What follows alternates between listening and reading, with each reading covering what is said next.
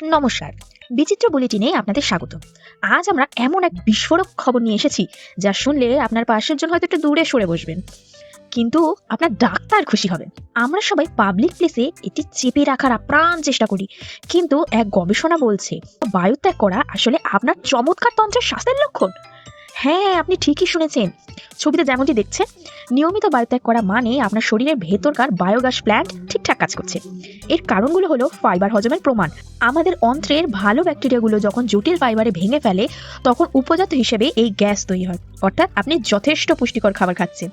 Gas ভেতরে আটকে রাখলে পেট ফাঁপা বা ব্লোটিং হতে পারে। এটি বের করে দেওয়া মানে শান্তি। দীর্ঘক্ষণ গ্যাস চেপে রাখা মলাশয়ের জন্য ক্ষতিকর হতে পারে, তাই লেট ইট গো। গবেষণায় আরও একটি চমকপ্রদ তথ্য উঠে এসেছে। বায়ুত্যাগের সময় যে সামান্য পরিমাণে হাইড্রোজেন সালফাইড নির্গত হয়, যার জন্য ওই বিশেষ গন্ধটি হয়, তা নাকি কোষের মাইটোকন্ড্রিয়াকে রক্ষা করতে সাহায্য করে। এমনকি এটি স্ট্রোক বা হার্ট অ্যাটাকের প্রতিরোধেও ভূমিকা রাখতে পারে বলে অনেক বিশেষজ্ঞরা মনে করেন। শুধু কি তাই, গবেষণা থেকে আমরা এমন কিছু তথ্য পেয়েছি যা শুনলে আপনার চোখ এবং হয়তো নাকও কপালে উঠবে। একজন সুস্থ মানুষ দিনে গড়ে 14 থেকে 23 বার বায়ুত্যাগ করতেই পারে। হ্যাঁ হ্যাঁ হ্যাঁ, আপনি ঠিকই শুনছেন। আপনি যদি ভাবেন আপনি করেন না, তবে বুঝে নিন আপনি ঘুমের ঘরেই অর্ধেক কোটা পূর্ণ করে ফেলেছেন। শুনলে অবাক হবেন, শরীর থেকে নির্গত এই গ্যাসের গতিবেগ ঘন্টায় প্রায় 7 মাইল, প্রায় 11 কিলোমিটার হতে পারে। এটি যেন শরীরের ভেতরের এক ছোটখাটো সুপারসনিক জেট।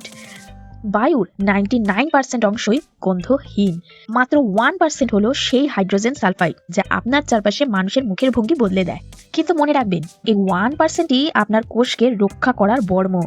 গ্যাসের শব্দ নির্ভর করে আপনার পেশি সংকোচন এবং নির্গমনের চাপের ওপর, অর্থাৎ আপনার শরীরে একটি নিজস্ব মিউজিক্যাল ইনস্ট্রুমেন্ট।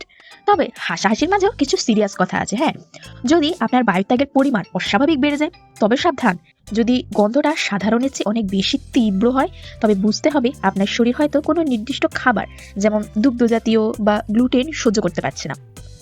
যদি এর সাথে তীব্র পেটে ব্যথা বা ক্র্যাম্প হয়, যদি হঠাৎ করে আপনার টয়লেট হ্যাবিট বা মলত্যাগের ধরনের বড় কোনো পরিবর্তন আসে, তবেই সেই গন্ধটা অনেক তীব্র আকার ধারণ করে।